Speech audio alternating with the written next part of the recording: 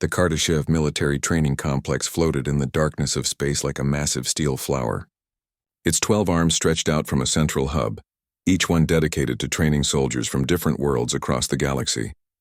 Ships came and went every day, bringing new cadets who hoped to become part of the Galactic Coalition's elite military force.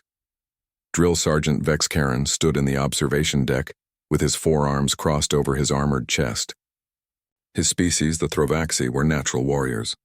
Their bodies came equipped with thick, chitinous plates that could stop most conventional weapons. He had trained soldiers for 30 years and had seen thousands of cadets pass through his programs. Some succeeded, most struggled, and a few quit before completing their first week. Today was different, though. Today, a human was arriving. Vex Karen had read the reports about Earth. The planet was classified as a Class 12 death world, one of the highest danger ratings in the entire Coalition database.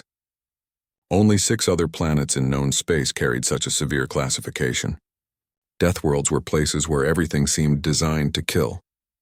Extreme gravity, violent weather, aggressive predators, and diseases that could wipe out entire colonies on safer worlds. The humans had only joined the Coalition 3 years ago. First contact had been peaceful, surprising many who expected a death world species to be more aggressive. The humans seemed friendly, curious, and eager to learn about the galaxy. But Vex Karen knew better than to judge a species by their diplomats. He wanted to see what their soldiers could do. The transport ship docked with a soft clang that echoed through the station. Vex Karen made his way to the arrival bay where other instructors had already gathered. They were all curious to see the Death Worlder. Among them was Physician Talshin, a Kolari medical officer whose species valued knowledge above all else. Her large eyes blinked with interest as the airlock began to cycle open. The human who stepped through the door was not what anyone expected. He stood at about 6 feet tall, which was actually short compared to most species at the Academy. His build was lean and athletic, but not overly muscular. He had dark hair, brown eyes, and a relaxed smile on his face. He wore the standard Coalition cadet uniform and carried a small bag over his shoulder. "Hello, everyone," the human said cheerfully. "I'm Kyle Martinez. It's great to be here." The instructors exchanged glances. Most Deathworld species carried themselves with obvious pride and aggression. They wanted everyone to know they were dangerous. This human seemed more interested in looking around the station with wide-eyed curiosity than in intimidating anyone. Vex Karen stepped forward. "I am Drill Sergeant Vex Karen. I will oversee your training." "Welcome to Kardashev Complex." Kyle extended his hand, a human gesture the instructors had learned about. Vex Karen reached out with one of his forearms and shook it. The human's grip was firm but not crushing. Another surprise. Most Deathworlders tried to prove their strength immediately. "Thank you, sir," Kyle said. "I've heard amazing things about this place. Is it true you have a zero-gravity sports league here? I've always wanted to try playing in zero-G." Vex Karen's mandibles clicked in confusion. The human's first question was about recreational activities. "Yes, we have such facilities, but your focus should be on training." Of course, Kyle agreed quickly. "I just like to stay active, you know. Helps me relax." The orientation assembly took place in the main hall where 300 cadets from 47 different species gathered. Kyle found himself sitting between a Velcrim, whose aquatic suit bubbled with methane, and a Horth whose insectoid body clicked and chittered constantly.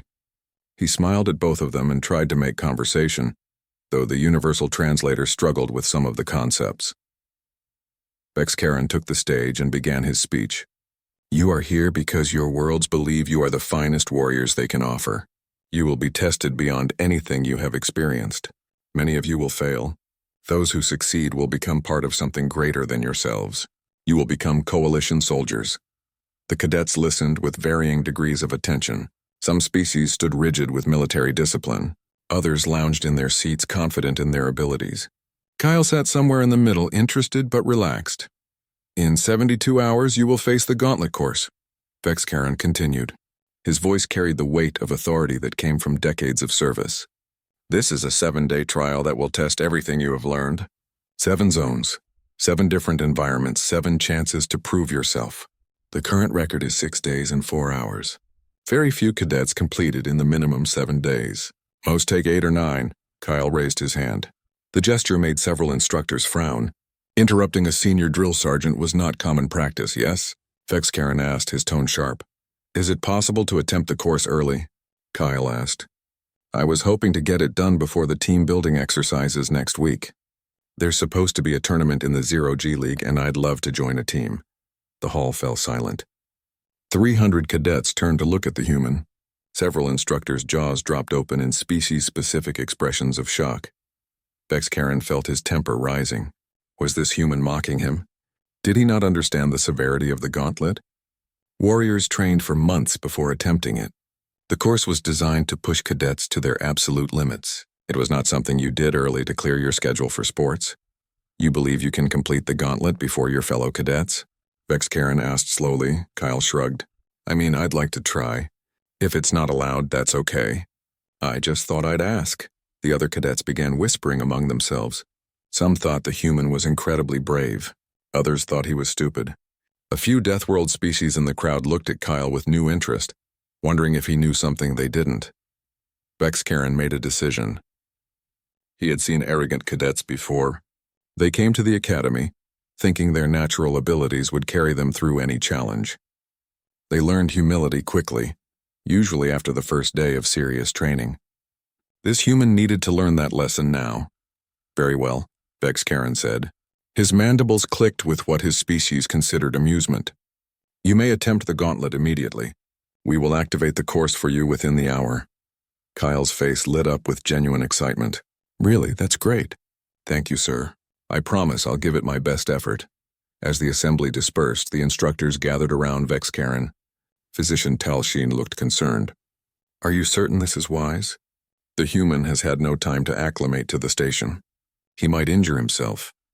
He will learn respect, Vexcaron replied. Better he learns it now in a controlled environment than later in actual combat. Besides, we have medical teams standing by. At the first sign of serious distress, we will extract him. The other instructors nodded.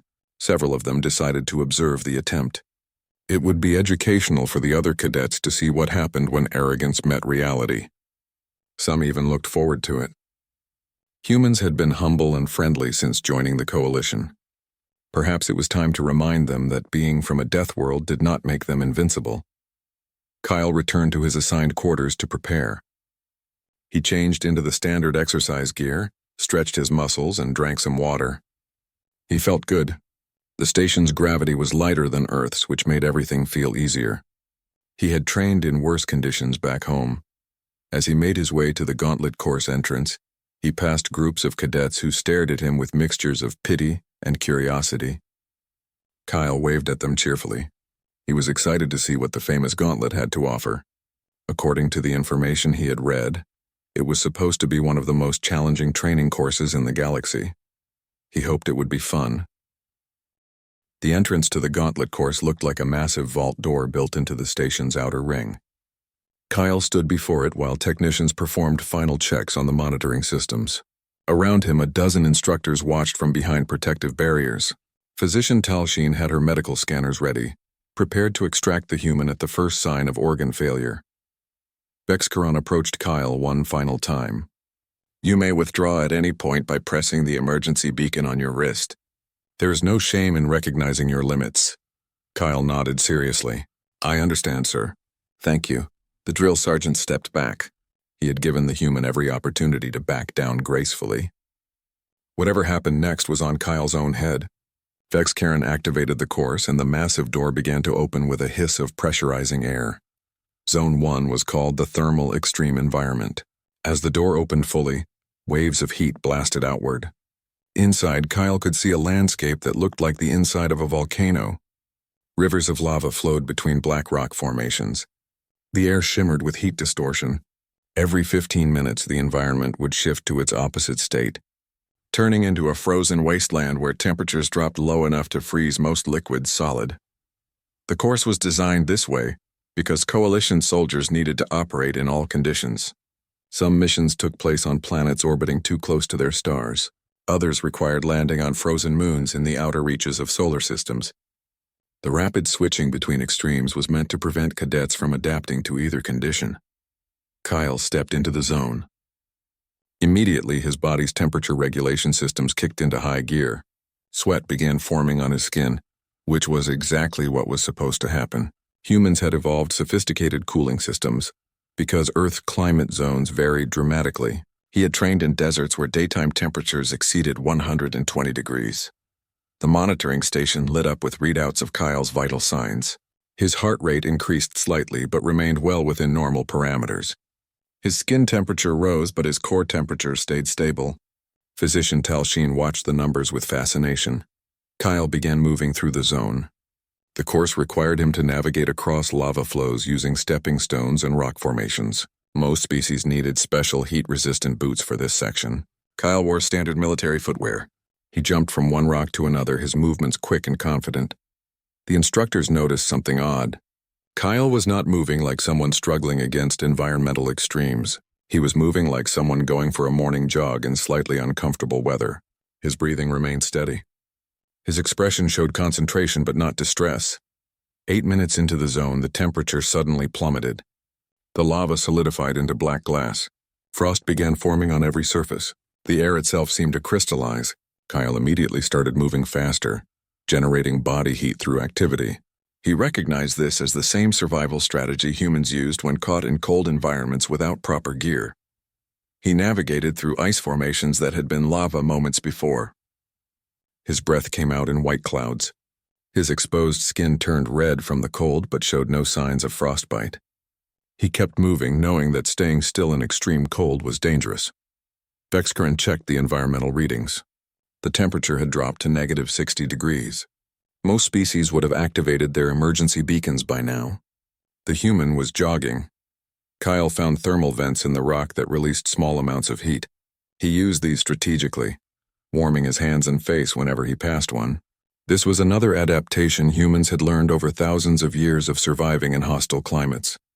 Find heat sources, use them efficiently, keep moving. The zone required cadets to collect 3 markers placed at different points in the environment. These markers proved they had navigated the full course rather than finding shortcuts. Kyle reached the first marker during the heat phase. He grabbed it and clipped it to his belt without breaking stride. The second marker was positioned on top of a rock formation that required climbing. Kyle scaled it during the freeze phase, his fingers finding holds in the frozen stone. Ice climbers on Earth practiced in conditions exactly like this. He reached the top, grabbed the marker, and slid back down. The third marker was the most difficult. It sat on a small island in the middle of a lava pool that became an ice sheet when the temperature shifted. Cadets had to time their approach perfectly. Kyle waited for the shift to freeze, then ran across the ice before it could melt again. He snatched the marker and sprinted back just as the heat returned. 43 minutes after entering Zone 1, Kyle emerged through the exit door. His hair was wet with sweat and melted frost. His uniform clung to his body, but he was smiling. "That was intense," he said cheerfully. "The temperature changes are really something." "Good training." The instructor stood in stunned silence. 43 minutes. The previous record for Zone 1 was 6 hours and 12 minutes. Most cadets took 8 to 10 hours because they had to rest between temperature shifts. Vexcaran's mandibles clicked rapidly, a sign of agitation among his species. Something was wrong. Either the environmental controls had malfunctioned, or the human was far more capable than anyone had predicted. "Check the zone systems," he ordered the technicians. "Verify all readings." While technicians scrambled to comply, Kyle drank water and stretched his legs. "What's the next zone like?" he asked one of the nearby instructors. The instructor, a tall saltine with telepathic abilities, stared at the human. She had sensed Kyle's emotional state during his run through Zone 1. He had felt challenged but not afraid. Excited but not panicked. It was like watching someone enjoy a difficult workout rather than fight for survival. "Zone 2 is the Predator Gauntlet," she said slowly. "Hunting creatures will pursue you through a jungle environment." Kyle's eyes lit up. "Like a real hunt? That sounds fun." Fun. The human thought being hunted by genetically engineered predators sounded fun. The technicians completed their checks. All systems had functioned perfectly. The temperatures had reached their designated extremes. The environmental hazards were exactly as deadly as intended. Kyle Martinez had simply survived them with minimal difficulty. Vexcaran made a decision. "Continue to Zone 2. Kyle entered the second zone without hesitation. The environment shifted from volcanic rock to dense jungle. Trees towered overhead, their leaves blocking most light. Strange plants grew everywhere, some of them carnivorous species that would try to grab anything that came too close. The humidity was intense. Somewhere in this jungle, 3 ripstalkers waited. These creatures were the product of careful genetic engineering. They combined the best traits of predators from a dozen different worlds: enhanced senses, camouflaged skin, retractable claws, and a pack-hunting intelligence that made them incredibly dangerous. Kyle stood still for a moment, letting his eyes adjust to the dim light. Then he knelt down and examined the jungle floor. He was looking for tracks, signs of passage, anything that would tell him where the predators might be. The instructors watched through hidden cameras. They expected Kyle to try to avoid the ripstalkers or perhaps fight them if cornered. What he did instead shocked them. Kyle found a fallen branch and tested its weight.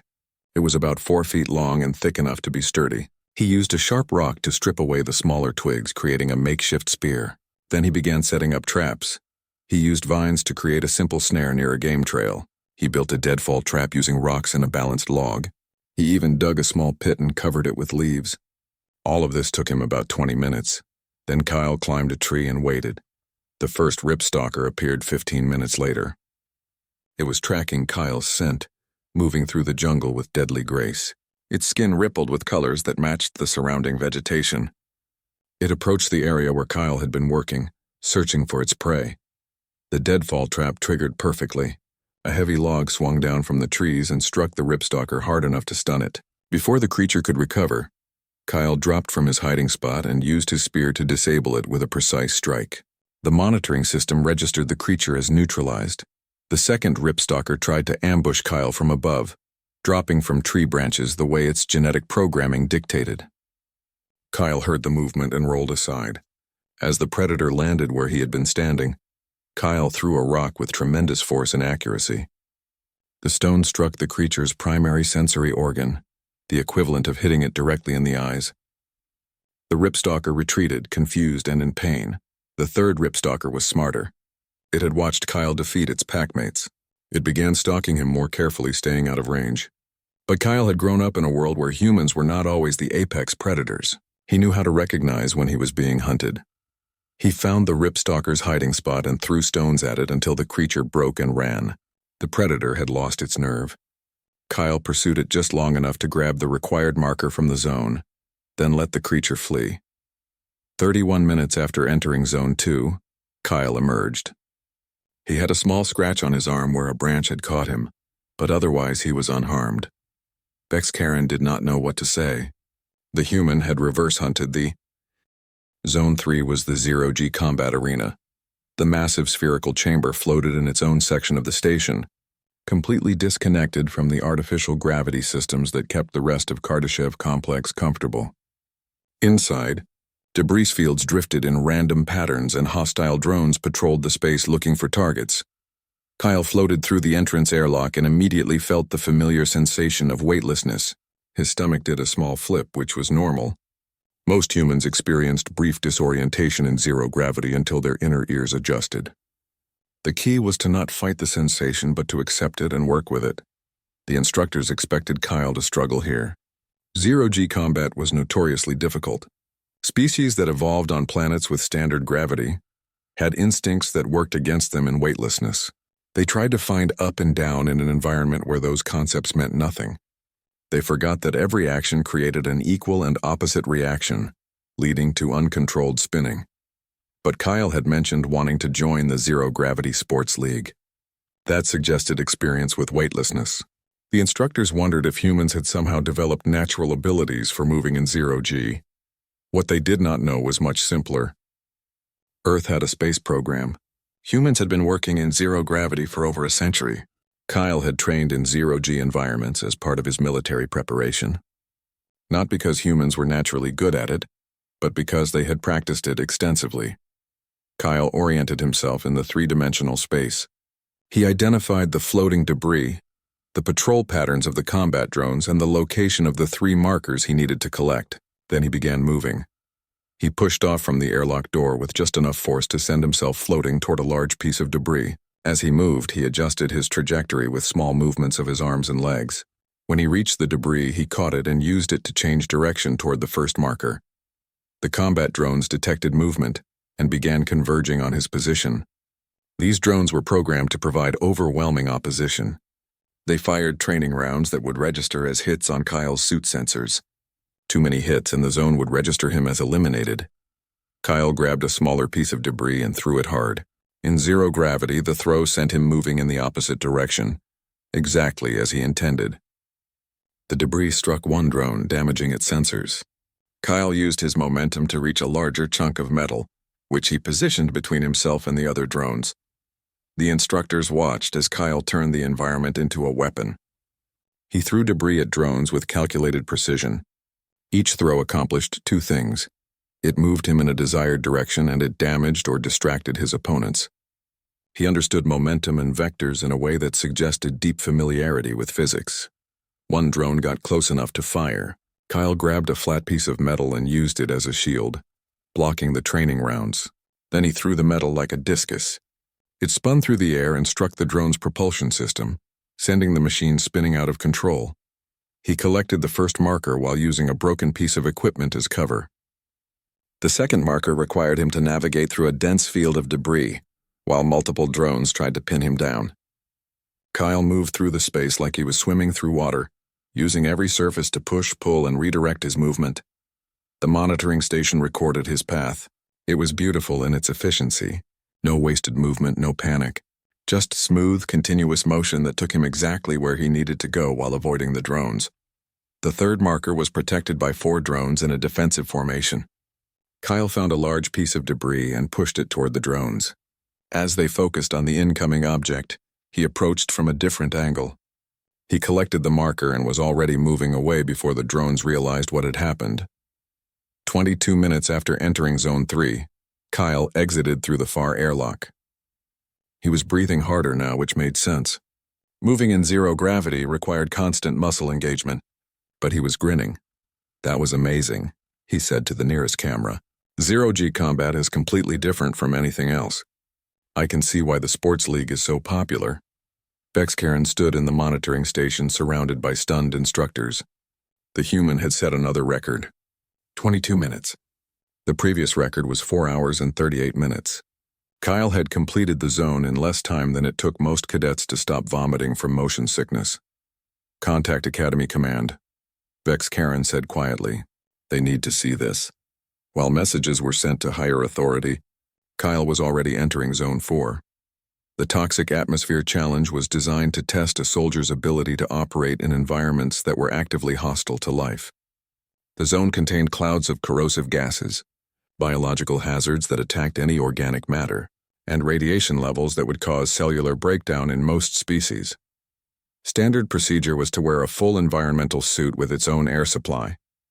The zone was designed to test how well cadets could complete complex tasks while wearing cumbersome protective gear. The suits had a limited air supply, which meant cadets had to work quickly but carefully. Kyle entered wearing the standard military bodysuit that provided minimal protection.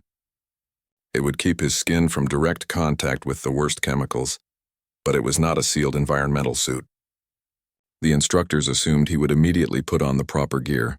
Instead, Kyle took a deep breath of the toxic air and started moving into the zone. Alarms immediately began blaring in the monitoring station. Every sensor indicated lethal contamination levels. The air contained acids that would burn lung tissue, biological agents that attacked living cells, radiation that caused genetic damage. Kyle Martinez was breathing all of it. Physician Tal Sheen's medical scanners went into overdrive. She prepared to trigger Kyle's emergency extraction, but something made her pause. The human's vital signs showed stress but not organ failure. His heart rate increased significantly. His body temperature rose as his immune system kicked into high gear. But he was not dying. Kyle could feel his body fighting the contaminated air. His lungs burned. His eyes watered. His throat felt raw. But he had experienced worse. Earth's atmosphere, while much cleaner than this toxic zone, still contained pollutants, allergens, and occasional disease vectors. Human immune systems were constantly fighting microscopic invaders. This was just a more intense version of normal life. He moved through the zone, collecting markers and completing the required tasks. Each task involved assembling complex equipment or solving puzzles that tested fine motor control. The course designers wanted to see if cadets could maintain focus and dexterity while their environment tried to kill them. Kyle held his breath during the worst contamination spikes, when even his robust immune system could not cope. He took quick breaths during slightly less toxic periods. His hands moved steadily through the assembly tasks. His eyes, although irritated and watering, could still see well enough to work. The monitoring station watched in horrified fascination as the human's body actively fought off the biological agents. His white blood cell count skyrocketed. His immune system identified threats and responded with aggressive countermeasures. The radiation caused cellular damage, but repair mechanisms immediately began fixing the problems. One of the xenobiologists pulled up Earth's medical database. What she found explained everything and made it so much worse. Humans evolved on a planet full of diseases. Bacterial infections, viral plagues, parasites, cancers. Their immune systems were in a constant state of warfare against microscopic threats.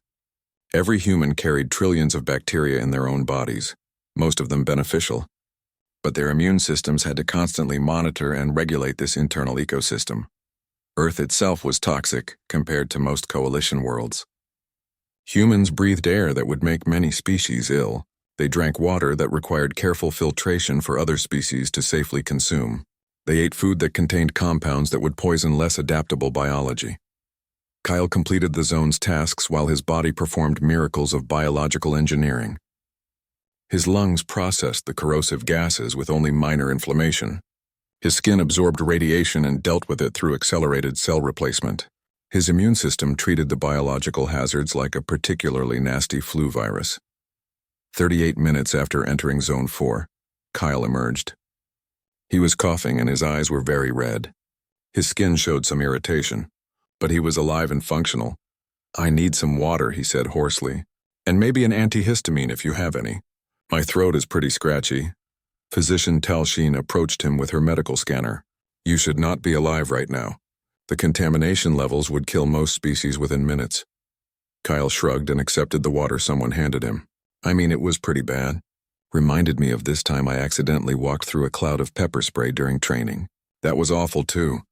The instructors did not know what pepper spray was. When they looked it up, they discovered it was a chemical weapon that humans used on each other for crowd control and self-defense.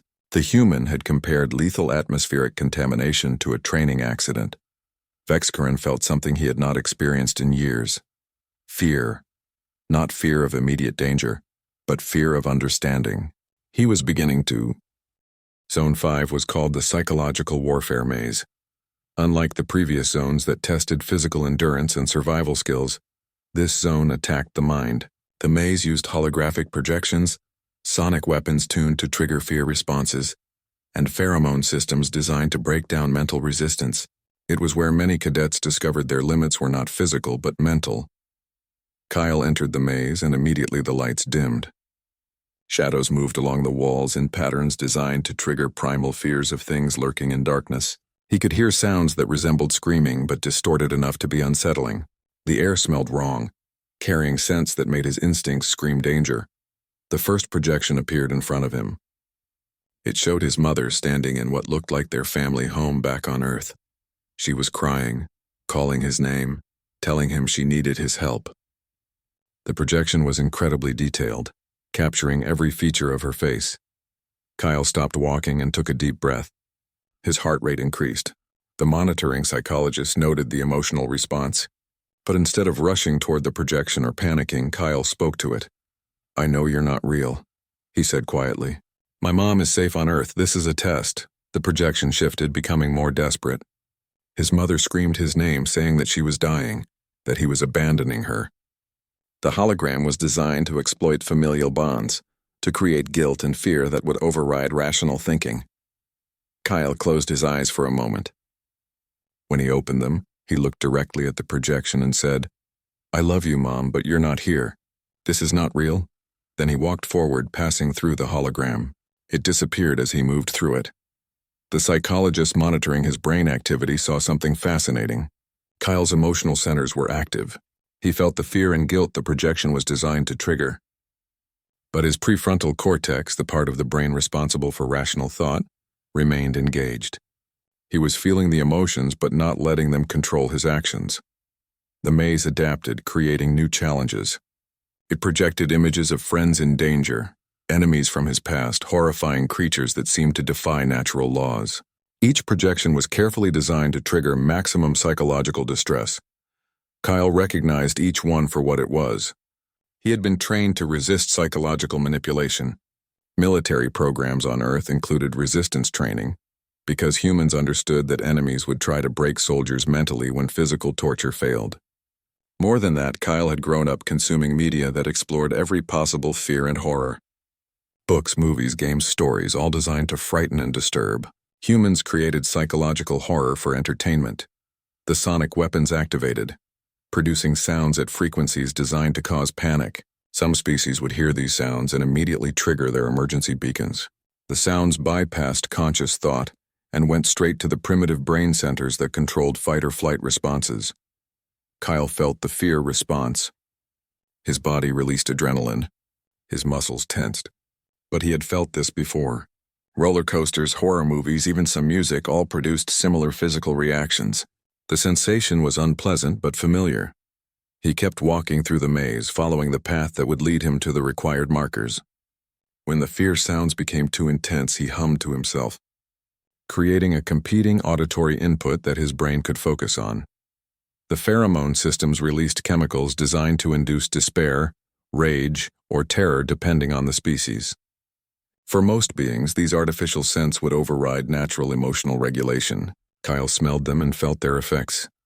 But his biology had evolved to handle a wide range of chemical signals. Earth's plants and animals produced countless compounds that affected human behavior. Humans had learned to recognize and resist manipulation through scent. One section of the maze tried to convince Kyle that his extraction team had abandoned him. It showed fake communications saying the mission was scrubbed, and he would be left to die alone in the maze. This was designed to create hopelessness, the belief that survival was impossible and resistance was futile. Kyle sat down on the floor of the maze and pulled out an energy bar from his ration pack. He ate it slowly while the fake communications continued to play. When he finished eating, he stood up and continued walking. The psychologist noted that his strategy was remarkably simple. When the psychological pressure became too intense, he took a break and did something normal and routine. This was a very human approach to stress. Take a moment, breathe, have a snack, then continue. Earth's high-stress environments had taught humans that panic was often deadlier than the actual danger. Staying calm, even in terrifying situations, improved survival chances. Kyle collected all 3 markers from the maze while experiencing every psychological attack the zone could produce. He felt fear, guilt, anger, despair, and horror, but he felt them the way someone might feel scared during a movie, present but not overwhelming. He maintained enough rational control to keep moving forward. 41 minutes after entering Zone 5, Kyle emerged. He looked tired now, more emotionally drained than physically exhausted. He sat down outside the zone and put his head in his hands for a moment. Physician Talsheen approached carefully. "Are you well?" Kyle looked up and gave her a weak smile. "Yeah, just needed a second." "That was rough. Seeing my family like that, even knowing it wasn't real, it got to me." The medical officer was amazed. The human openly admitted the zone had affected him emotionally, but he had completed it anyway. Most species either claimed the zone had not bothered them, which was usually a lie, or they were too shaken to speak clearly. "You maintained remarkable control," Talsheen said. "Your species has strong mental discipline." Kyle laughed softly. "I don't know about that. We're pretty emotional, actually, but we're also stubborn. My drill instructor back on Earth used to say that the key to getting through tough times is to be too dumb to quit. Just keep moving forward even when everything tells you to stop. Too dumb to quit." The phrase entered coalition military vocabulary that day. Kyle rested for 10 minutes, drinking water and doing breathing exercises to calm his racing heart. Then he stood and approached Zone 6, the endurance marathon. This zone was straightforward compared to the psychological complexity of the maze. It was a 50-kilometer run through varied terrain with increasing gravity. The course started at standard coalition gravity, which was lighter than Earth's, and gradually increased to 1.5 times standard, which was significantly heavier. The zone tested pure physical endurance. There were no tricks, no special skills required.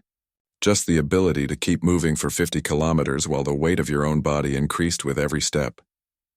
Kyle started running at a steady pace. The first 10 kilometers felt easy. The gravity was lighter than Earth's, which made every step feel effortless. His body was designed to operate under greater weight.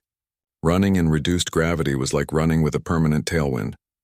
The instructors monitored his cardiovascular performance. His heart rate settled into a rhythm that suggested he was running at about 60% of his maximum capacity.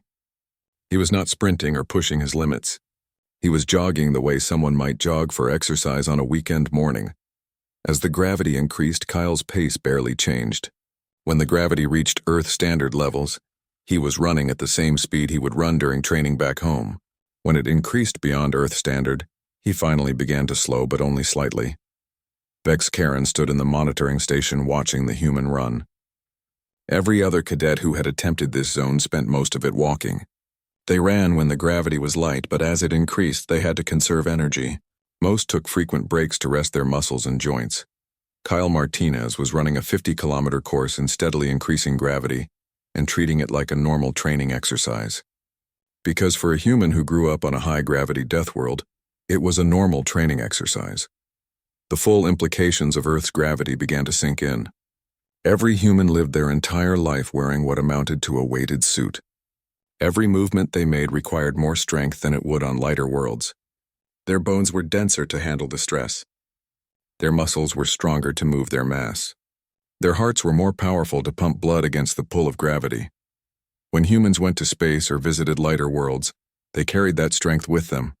They were not stronger than other species because of genetics alone.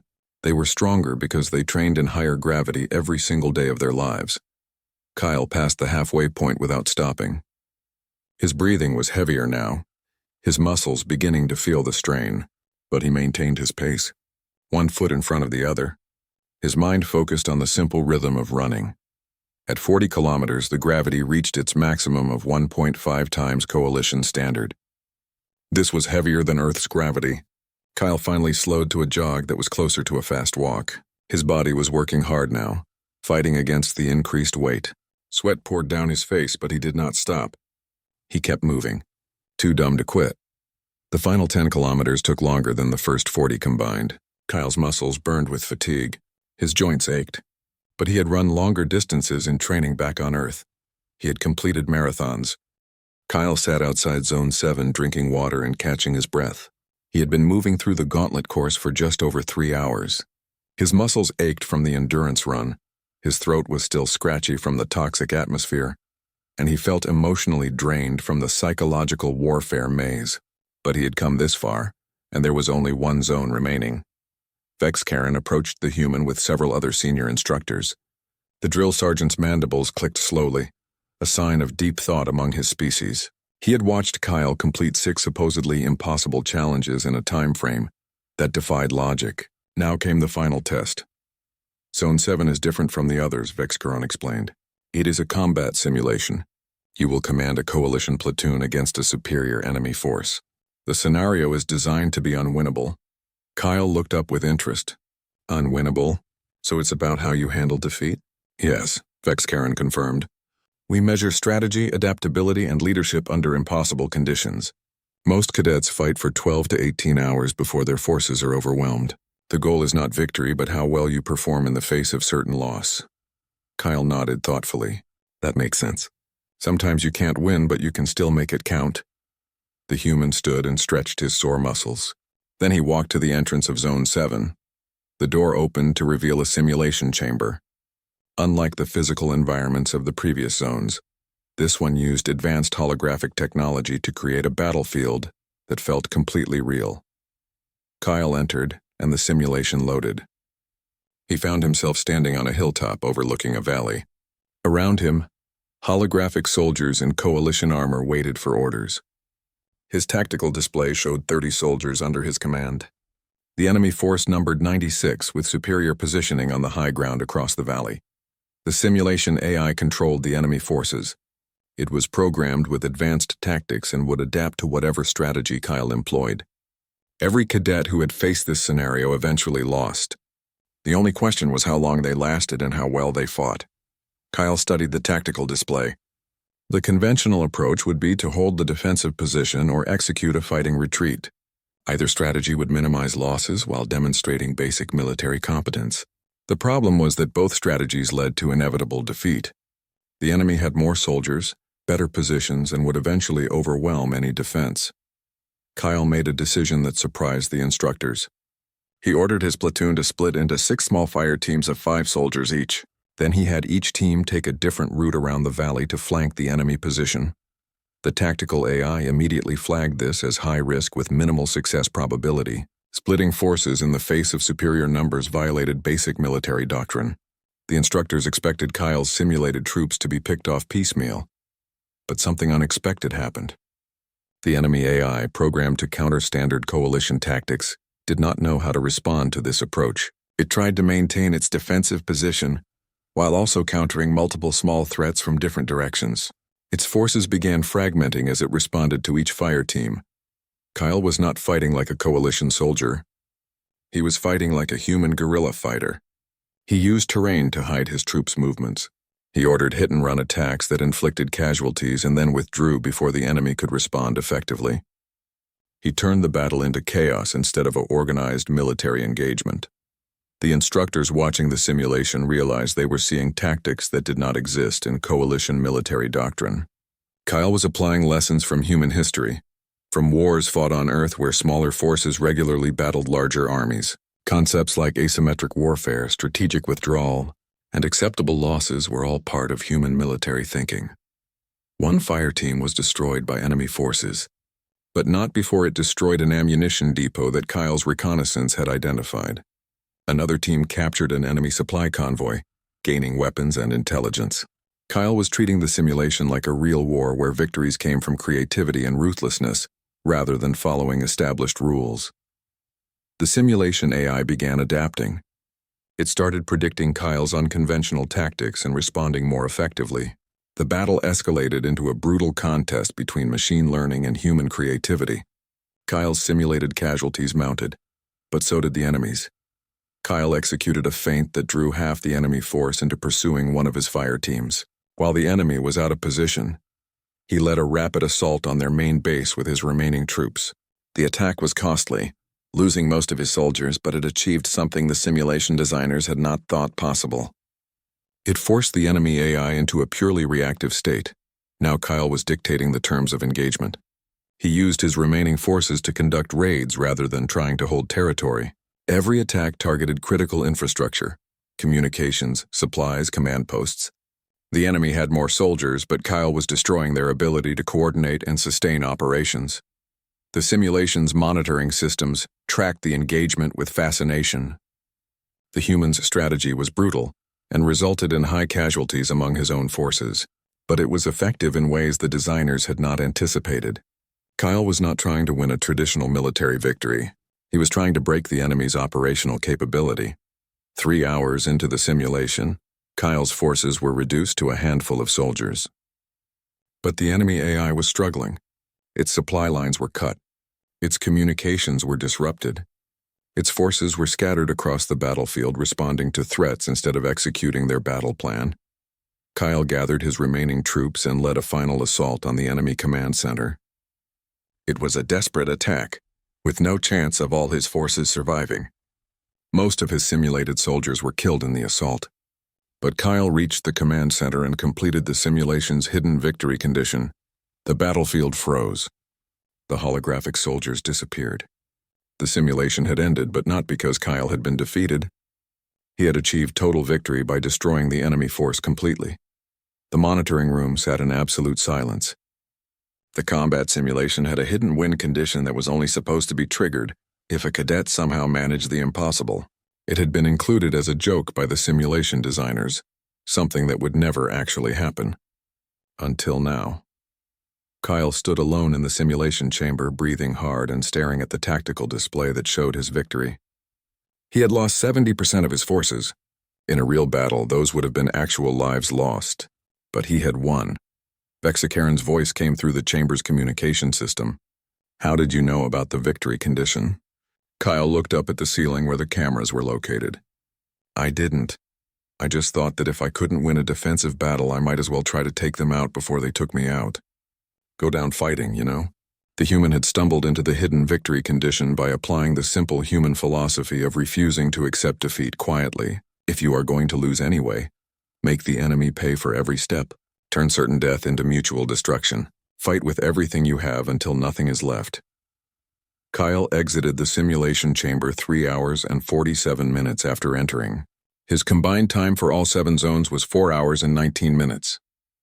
The course designed to take 7 days had been completed in less than a single shift.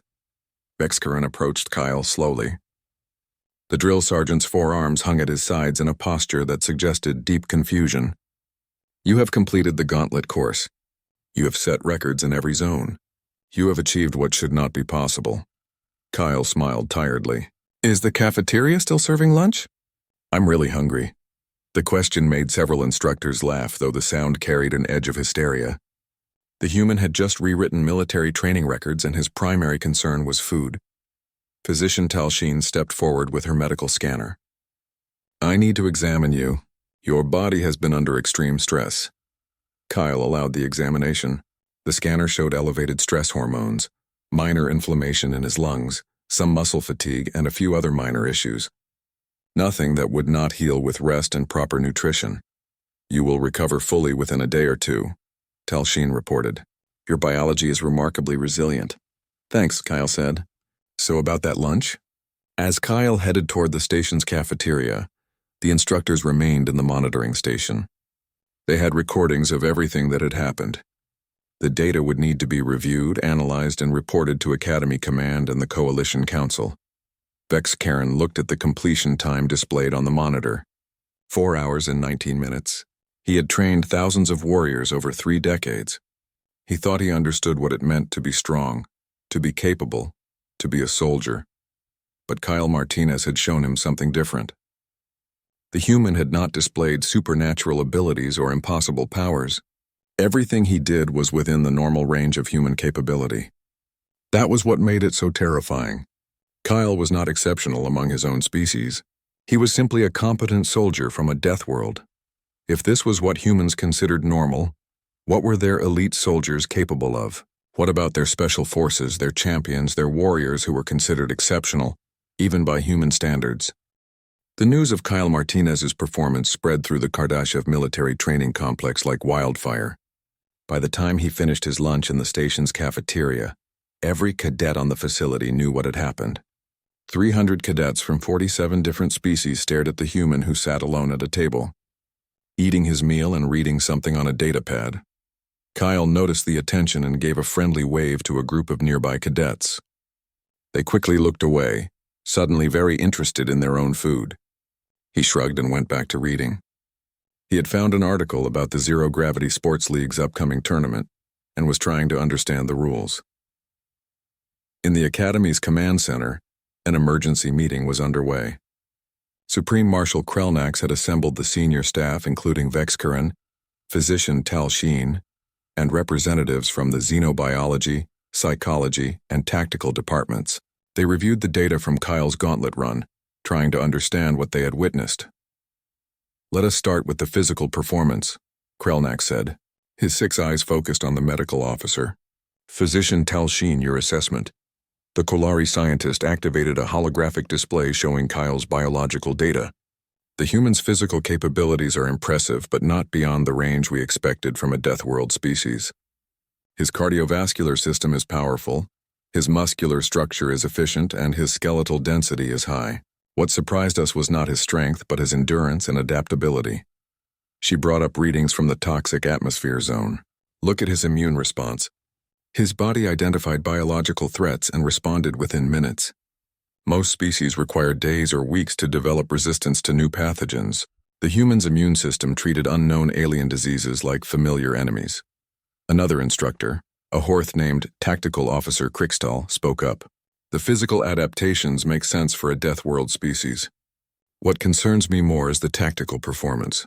The human demonstrated knowledge of warfare doctrines that do not exist in coalition databases. The tactical display from Zone 7 appeared in the center of the room. It showed Kyle's unconventional assault on the superior enemy force. Crystal highlighted several maneuvers. These tactics are brutal and accept high casualties in exchange for strategic advantages. This suggests a species with extensive military history. Vexcaron clicked his mandibles. I accessed Earth's historical database. The humans have been engaged in organized warfare for over 5,000 years. They have fought wars that killed millions of their own species. They have developed weapons specifically designed to kill other humans as efficiently as possible. The room fell silent as that information settled. Most coalition species had brief periods of conflict in their history, usually resolved quickly once space travel made resources abundant. The idea of 5,000 years of continuous warfare was horrifying. They fought themselves? Asked one of the psychologists, a telepathic saltine named Mind Healer Pelsera. Not external threats or alien invaders? Themselves, Vexcaron confirmed. Nation against nation, tribe against tribe, sometimes over resources, sometimes over ideologies, sometimes over territory. They refined the art of war by practicing it on each other for millennia. Pelsera brought up the psychological data from Zone 5. This explains the mental resilience. The human experienced genuine fear and emotional distress in the psychological warfare maze, but he maintained rational control. His species has evolved cognitive tools to function despite terror, because they had to, Talsheen added. Earth is not just physically dangerous. It is psychologically hostile. Predators that hunt humans, natural disasters that destroy communities, diseases that kill randomly. Humans learned to experience fear without being paralyzed by it, because freezing in fear meant death. Supreme Marshal Krelnax listened to the assessments with growing concern. The Coalition had welcomed Earth as a member species 3 years ago. They had seen humans as friendly, curious, and technologically developing.